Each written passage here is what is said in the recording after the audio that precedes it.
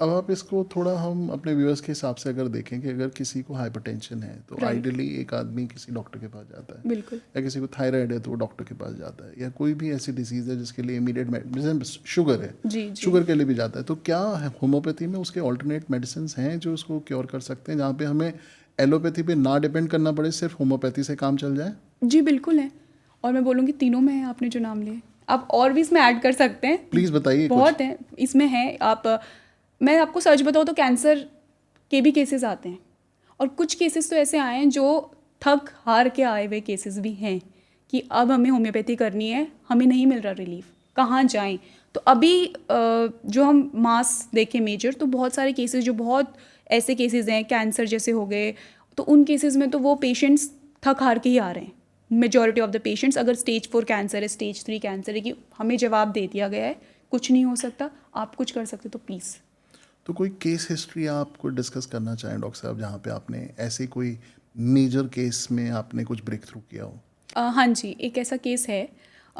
Actually cases देखे complicated, challenging, chronic, बहुत cases होते हैं हर डॉक्टर के पास। जी। ठीक है, मैंने बहुत केसेस हैंडल किए हैं, बट एक केस इसलिए क्योंकि वहाँ पर मिसकंसेप्शन पेशेंट को हो गया था, क्योंकि उन्हें जो रिपोर्ट्स के अकॉर्डिंग जो डॉक्टर ने गाइड किया था वो ये था कि वो कैंसर की तरफ जा रहा है। अच्छा। और वो कैंसर है, ये Okay. तक बता दिया था। ओके।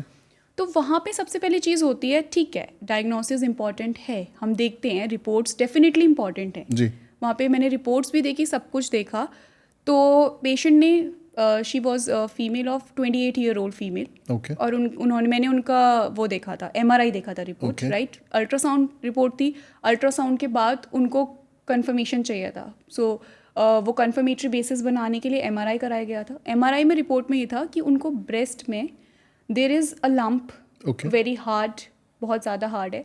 एंड उसके अकॉर्डिंग ये था कि उनका जो एक कैटेगरी होती है, जब आप ब्रेस्ट इमेजिंग करते हो, बायरेट्स 1, 2, 3, 4 ऐसी Okay. कैटेगरीज होती है, उनको वो कैटेगरी 3 दिया था अल्ट्रासाउंड में। अच्छा। बट जब आप MRI की बात करते हो, कैटेगरी 4 दे दिया था। अब Okay. 4 का मतलब है कि there is no some suspicion, Okay. कुछ है थोड़ा सा कि हो रहा है कि हो भी सकता है कैंसर, ऐसे Okay. वाली चीज़। और जब 5-6 में जाते हैं तो चलो वो तो बहुत Confirm हो जाता है फिर तो। हद तक कन्फर्मेटरी हो जाता है। ओके।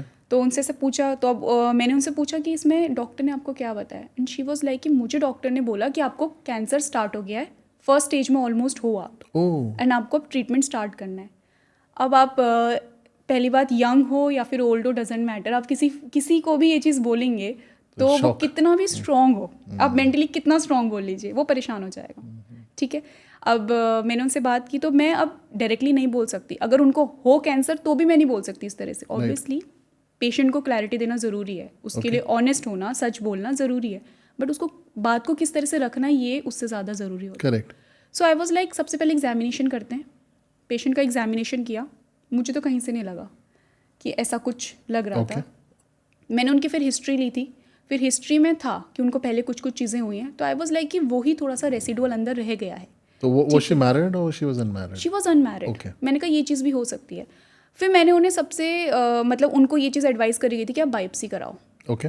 ठीक है, बायोप्सी कराने को बोला था। नॉर्मली यही प्रोटोकॉल है शायद। राइट, आप ऐसे करते हैं ना कि स्टेप वाइज कर रहे हैं, नेक्स्ट टू नेक्स्ट, और कंफर्मेशन चाहिए। Right. तो डॉक्टर ने उनको बोला कि आप बायोप्सी करवा सकते हो, बट फिर भी ऑलमोस्ट कंफर्मेशन है कि आपका कैंसर की तरफ जा रहा है। सो आई वाज लाइक ठीक है, बायोप्सी करा देते हैं, दूध का दूध पानी का पानी, और क्या कर सकते हैं, राइट। वो इतनी परेशान है तो बायोप्सी करवा देते हैं। उनका बायोप्सी करवाया, और बायोप्सी में फिर उनका पता चलता है कि नहीं है, कैंसर नहीं है, इट वाज जस्ट, होता है ना एक आजकल बहुत ज़्यादा टर्म चल रही है फाइब्रो एडिनोमा। पेशेंट्स को ना फीमेल में फाइब्रो एडिनोमा बहुत देखा जा रहा है।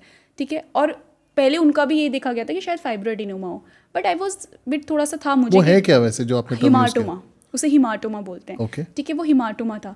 और जब उसका करा, मतलब जब वो मेरे पास आई, तो आई वाज लाइक कि मैम ये ठीक हो सकता है, क्योंकि अभी मैंने उन्हीं डॉक्टर को दिखाया, एंड शी वाज लाइक कि इसका कोई मेडिसिन नहीं है, इसकी सर्जरी हो जाएगी, अच्छा। रिमूव कर देंगे। देन आई वाज लाइक कि इसको ना आप मुझे थोड़ा टाइम दो। Okay. मैंने उनसे 3 मंथ्स मांगे। Okay. ठीक है, मैं ये गारंटी नहीं दे सकती कि 3 मंथ में ही ठीक होगा, पर Alright. मैंने 3 मंथ माने कि लेट्स देखा तो जाए कि कितना फ़र्क पड़ता है। Right. एंड उस पेशेंट का जो हार्डनेस थी ना, वो सॉफ्ट होना स्टार्ट हो गया था। ये कितने टाइम में आया? 3 मंथ्स, मैंने 3 मंथ्स मांगे थे, and it was almost 3 months जब उनका ये थोड़ा सा फ़र्क दिखना स्टार्ट हो गया था कि वो सॉफ्ट होना स्टार्ट हो गया। She is under no treatment अभी चल रहा है उनका completely. I won't lie because I am very honest to my profession, मैं सच बोलती हूँ, जो है वो है। अभी चल रहा है उनका treatment, but she is very well. उनको पहले पेन भी था, सब कुछ था, एंड कुछ और भी सिम्टम्स थे, बट अभी शी इज़ लाइक बहुत ज़्यादा स्टेबल है।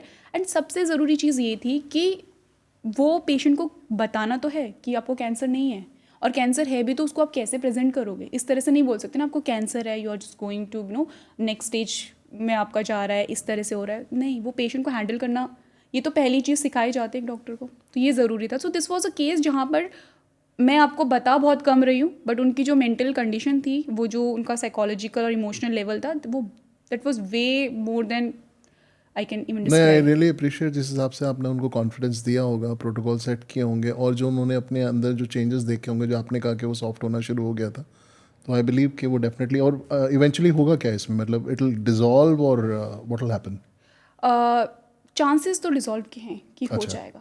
है अभी ना? जो उनका, क्यों, बिकॉज ये होता है ना कि आपको स्टार्टिंग में पता चल जाता है Okay. दवाई असर कर रही है। अब मैंने उनका फर्मनेस देखा है, बहुत फर्म था, बहुत हार्ड था, वो सॉफ्ट हो रहा है। Okay. मुझे तो अभी भी एक पल के लगता है कि मे बी वो फाइब्रोएडिनोमा वाली जो चीज़ है शायद वही हो, या फिर जो उन्होंने मुझे पहले एक अपनी दिक्कत बताई थी, शायद उसका रेसिडुअल कुछ रह गया अंदर।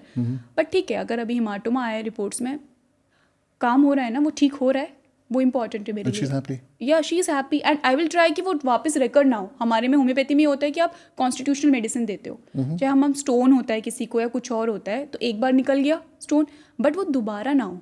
इस चीज़ के लिए हम कॉन्स्टिट्यूशनल देते हैं कि पूरे पेशेंट का एक बार कौन सी मेडिसिन चलेगी कि वो आप उसके चांसेस कम हो जाएं, along with diet and other precautions जो लेने हैं, जो आप बताते हैं या वो ज़रूरी है, जो प्रिकॉशन ज़रूरी, लाइक कुछ एक्सरसाइजेज हैं। ब्रेस्ट में भी फीमेल्स के लिए बहुत सारी एक्सरसाइजेज हैं कि अभी जैसे ब्रेस्ट कैंसर बहुत ज़्यादा प्रिवेलेंट है, तो ब्रेस्ट कैंसर को आप जो आपके लिम्फ नोड्स हैं वो प्रॉपर ड्रेनेज हो, ठीक है, तो उसके लिए आपको कुछ एक्सरसाइजेज होती हैं, वो एक्सरसाइजेज करनी ज़रूरी है। मैं हमेशा अपने हर पेशेंट को अलॉन्ग विद द मेडिसिन्स, मैं हमेशा उनको काउंसिल भी करती हूँ, और मैं उनको सही रास्ता भी बताती हूँ कि इस डायरेक्शन में आपको ये एक्सरसाइजेज करनी है, Okay. तो आपको इससे आराम मिलेगा। Okay. सो दैट आपको एक चीज़ चाहिए ना कि आपकी दवाई को और ज़्यादा एड एक दे, ठीक है, उसमें साथ में एक पुश दे, सो दैट दवाई अपना काम और अच्छा करे, प्लस एक्सरसाइजेज जो हैं वो फेवर करें तो उसमें। सारी चीज़ें एम्पलीफाई होकर के डेफिनेटली रिजल्ट तो बिल्कुल, देती जी हैं ना? बिल्कुल। ओके।